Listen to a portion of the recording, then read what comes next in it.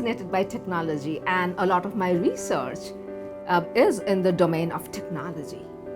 But one caution that I have is technology is a great facilitator and enabler in what we do. However, issues and problems arise when we think of technology as a panacea and minimize the importance of the human interface. Human capital is critical for successful outcomes in most cases, and minimizing this comes at a great cost. To give you an example of the criticality of the human interface, let's take in the B2B sales context today.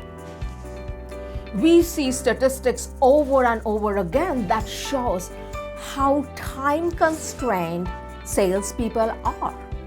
According to recent statistics, salespeople spend 34% of their time selling. They are spending 50% of their time doing administrative tasks. On the other hand, 57% of the purchase cycle has gone by when the customer is making its first contact with a seller. So they are really informed. 78% of customers say they want a trusted advisor as opposed to just a salesperson. We can see the issues and challenges that arise when technology is taken as a substitute as opposed to a complement. We saw this in the case of online and brick and mortar retail. When online retail came in, stores viewed e-commerce as a threat. And so, in order to deal with it, they started giving price discounts. But they ignored the very needs that customers were looking for when they came to the stores. They shed salespeople, they stopped investing in training, they did not pay attention to merchandising, they ignored partnerships, they ignored product development. In other words, they neglected to make investments to strengthen the stores. They ignored social and sensory experience for customers. There's recent research that shows that millennials shop in brick and mortar 56% of the time, at least once a week, and this excludes grocery and convenience stores. Gen Xers were visiting a physical store once a week for 44% of the Gen Xers. And millennials say they enjoyed browsing stores, being able to see, hold, so the touch and feel, and finally getting advice from store associates. So traditional retailers needed to capitalize on these and make investments in these aspects in their brick and mortar stores as opposed to giving price discounts. So this meant cultivating a clean ambiance, well-designed store, offering a solid set of merchandise that customers really wanted to buy, hiring staff that were competent and could deliver impeccable customer service. So stores must stop with their constant sales. Deep discounting and on an ever-expanding set of items just hurts long-term investments.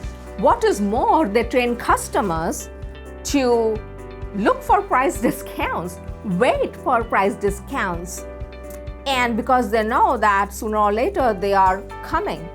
And if they don't come, they will just go and buy online because they are not getting what they're looking for when they visit the stores. So it becomes a self-fulfilling prophecy.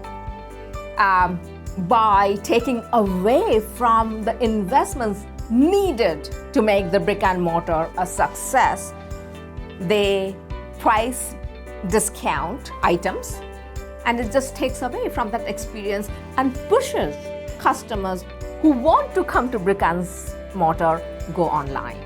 Now, we are seeing customers really excited to go back to visit places in person. including brick and mortar stores. That shows us the complementarity between online and offline. The customers, having been deprived of sensory and social experiences during COVID, are craving for that. And so they are visiting stores, and now is the time for traditional retailers, brick and mortar, to really deliver on the customer experience that customers are looking for. So we always want to think about sort of the 3 R's of customer experience: relevance, laser focus on relevant customer experience elements; resources, that is allocation of appropriate resources to be able to deliver on these relevant customer experience elements; and finally, relationships. So by catering to the relevant value elements and giving adequate resources, strengthen those relationships. Because relationships cannot be outsourced to technology.